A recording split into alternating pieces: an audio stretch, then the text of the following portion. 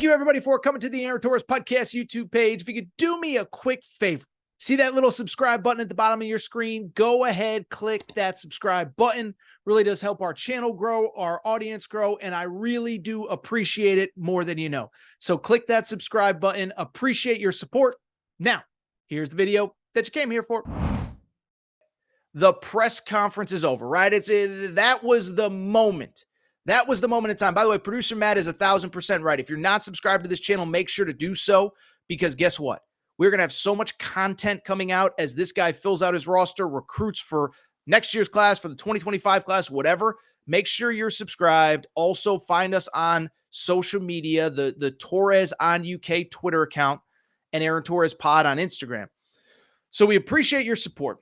And now, the press conference is done. We all have hope in Mark Pope.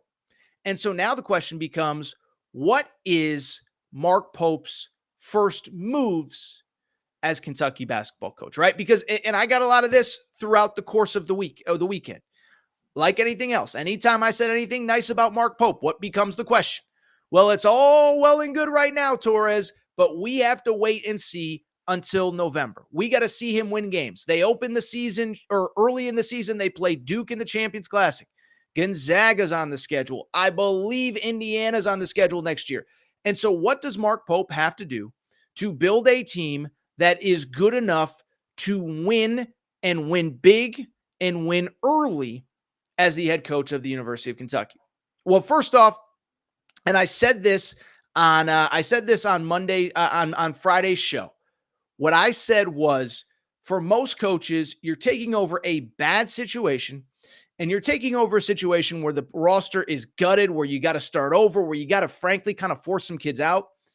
Mark Pope has a very unique and advantageous situation, because you can blame John Calipari for whatever. But the one thing you cannot say, first of all, the team was good last year. It didn't end well against Oakland, but the team was good. The team was a 3 seed in the NCAA tournament. The team finished second in the toughest SEC in the history of the SEC. And there is still talent in that room. And I believe the first order of business for Mark Pope, boy, oh boy, oh boy. Forget hitting the portal. Forget going on the road to recruit. You know what your first job is? Meet with anybody left on campus and do what you have to do. Use that charm that you just used in that opening press conference.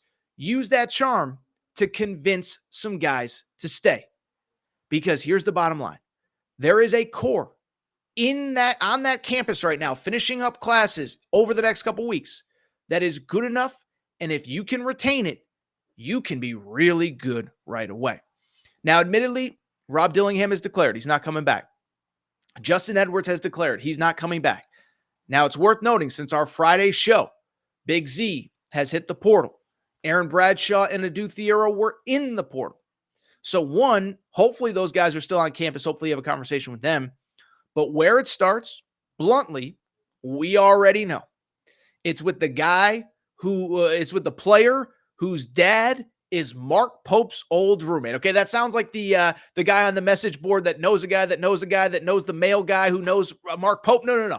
We're talking, of course, about Reed Sheppard, whose father, Jeff Sheppard, was Mark Pope's roommate at Kentucky, and where Mark Pope did not unintentionally slip when he said, my job is to shepherd along the young men in this program. And so for Mark Pope, listen, Mark Pope has known Jeff Sheppard for 25 years, okay? Mark Pope is not going to beg, probably closer to 30 now that I think about it. Mark Pope's not going to beg Reed Sheppard to come back to Kentucky if that is not what Reed Sheppard wants, or if Reed Sheppard truly is ready and truly feels like he is ready to become a pro. But at the same time, let me also say this. I've argued it, and people have come at me, people have disagreed, people have whatever, people of this, people of that. I have been steadfast in my belief. I think there's a strong possibility that Reed Sheppard could come back for a sophomore year at Kentucky. And I believe it might be even more likely right now than it was when the season ended. Because if you come back now, if you came back under Calipari, now it's the burden of, oh my goodness, I got to do this for Coach Cal. We got to save his job, blah, blah, blah, this and that. But now it's a much more positive thing of, We get to start a whole new generation. The way that, by the way, Jeff Shepard did in 1997-98 when Rick Pitino left and Tubby Smith took over. I get to be part of this. I get to be the face of this. I get to be the first chapter I get to be the first page of the newest chapter of Kentucky basketball. And so that's the pitch from Mark Pope to Jeff Shepard to Reed Sheppard. And I keep going back to what I've said about Reed Sheppard from the beginning. One, I respect his basketball skill. I don't know if he's a top 5 pick, but what I will say, I keep going back to this. I know you can't compare a 4-year NBA rookie contract to NIL money, but I do think that Reed Sheppard is uniquely built to make a crap ton of money as a Kentucky basketball player next year in a way that he won't in the NBA. Now, again, you compare 1 year of NIL to a 4-year contract. I get that it's different, but at the same time, just think about it, okay? Reed Sheppard as a Kentucky basketball player. First of all, we know that over $4 million was committed to NIL on the first day on the job for Mark Pope. So the collective is humming. The collective is ready to write checks. And you'd think Reed Sheppard would get the biggest one if he returns. But beyond that, think about all those little local endorsements. I don't want to say little. If it sounded condescending, I apologize. That wasn't the intention. But think about all those local endorsements that he is going to get as a Kentucky basketball player. He had $1 million this year. Now he comes back playing for a former Wildcat who was his father's roommate. Guy's going to make so much money, he's not going to know what to do with it. And I go back to what I've said from the beginning. Reed Sheppard is uniquely built in the NIL era to make so much money that he won't make as a pro. I'm telling you, if he's the 8th pick of the Portland Trail Blazers or the 7th pick of the Charlotte Hornets, and I don't know who's supposed to pick where, he's not going to make the same money that he will as the star of the Kentucky Wildcats. And so, again, I don't think Mark Pope is ever going to force him to do something that he doesn't want to do. I know Mark Pope's not going to. And by the way, Jeff Shepard's not going to let his buddy do that to his son. But that's my first recruiting pitch is, bro, I saw your father stay here in 98 and change the trajectory of this program forever. I saw him make history, win a national championship, become a legend. You can come do the same. And so I will be curious if he can convince Reed Sheppard to stay. I'll be honest, I'll be curious to see if he can convince DJ Wagner to stay. As of right now, unless I miss something, DJ Wagner is not in the portal. DJ Wagner has not entered the NBA draft. And you look at DJ Wagner, he's a very talented player. You put him in that Mark Pope system, you put the ball in his hands. First of all, I thought DJ Wagner was very good as a freshman this year. 10 points, 3.5 assists per game. Faded at various points, had injuries at various points. Dude, not everything's a sprint. Not everything you have to get to the NBA. You come back as a sophomore in that Mark Pope system, whoa, buddy. I think you have a chance to be an all-conference, if not an all-American type player. Now, again, if you get some sort of NBA draft feedback that says, hey, you're going to be a first-round pick, a top 15 pick, I think it's different. I think you should consider it. But if DJ Wagner can come back for another season at Kentucky, are you kidding me? Are you kidding me as to what DJ Wagner could do in that Mark Pope system, which he talked about, a lot of three-pointers, a lot of spacing, a lot of ball movement? I think he could be a star. On top of it, I think the big guys are very interesting. Now, Big Z, we're going to do a portal update in a minute. Big Z, listen, I'm not here to say what's going to happen or what could happen or what should happen or what might happen. I do think there is a possibility, though, that Big Z, is gone for good, okay? I'm not here to whatever. But you look at Big Z, you look at the fact that, Calipari brought him over. Calipari went to bat for him. Now, credit Kentucky fans, they bought the billboard, they put pressure on the NCAA. But if you can somehow convince Big Z, listen, we know you're loyal to Calipari. We get it. We understand everything that he did for you. But this is no longer about loyalty. It's a business decision. And we have the perfect system for you, Big Z, to highlight your talents. I think Aaron Bradshaw would be perfect in the new Kentucky system under Mark Pope. spacing, ball movement, three-point shooting. Aaron Bradshaw, you want to prove as a 7'1" center that you have an NBA level game? Come back to Kentucky and go ahead and prove it. So I'll be curious what players can be retained from last year. I'll also be curious what recruits can be retained from last year. First off, I'm sure if you were watching, you saw Travis Perry, the Kentucky High School Player of the Year, was in attendance wearing a Kentucky shirt. Listen, I've been told that I think Calipari kind of offered him because he felt like he had to. Travis Perry is not following John Calipari to Kentucky. And it sounds like he's going to stay. Mark Pope even said, yeah, that doesn't strike me as a kid who's going to enter the transfer portal. So I would expect Travis Perry to be there. He's a bucket. Excited to see him in that UK uniform. But then is there anybody else that was committed that you can convince to stay? Boogie Fland, unless I missed something, has not officially asked out of his letter of intent.